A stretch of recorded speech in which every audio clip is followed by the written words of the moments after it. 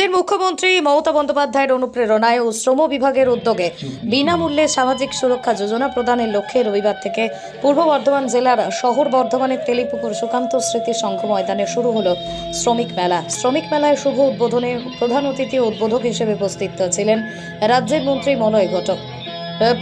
রবিবার শ্রমিক মেলা উপলক্ষে হাজির ছিলেন সাংসদ সুনীল মণ্ডল, জেলা শাসক পূর্বেন্দু মাঝি, জামালপুর বিধানসভার বিধায়ক অলোক কুমার মাঝি, রায়না বিধানসভার বিধায়ক শম্পা ধারা সহ আরও অন্যান্য বিশিষ্ট জনেরা। 1,64,00,000 মানুষ, তাদের 33 লক্ষের বেশি মানুষকে আর্থিক সহায়তা প্রদান করতে পেরেছি। আপনারা জানেন প্রায় 63 রকমের পূর্ব বর্ধমান জেলা প্রশাসন, পূর্ব বর্ধমান পুলিশ কার্যালয়ের পক্ষ থেকে আমরা জনাব অধ্যাপক সামিরুল ইসলাম মহোদয়কে, সম্মাননীয় চেয়ারম্যান পূর্ণেন্দু কুমার মাঝি মহোদয়কে,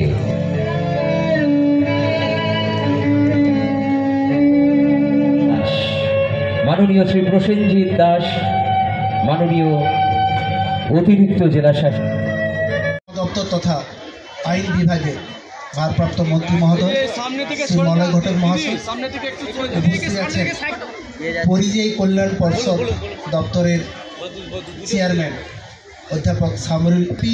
এই জেলায় শ্রম দপ্তরের মাধ্যমে দুদিন শ্রমিক মেলার এখানে আয়োজন করা হয়েছে। আমি সবাইকে অনুরোধ করব এই দুদিন সবাই এখানে আসুন। এখানে শ্রম দপ্তর থেকে যে সকল কর্মসূচি নেওয়া হয় আমাদের অসংগঠিত শ্রমিক ভাই বোনদের জন্য সব বিস্তারে সেগুলো সব আলোচনা হবে।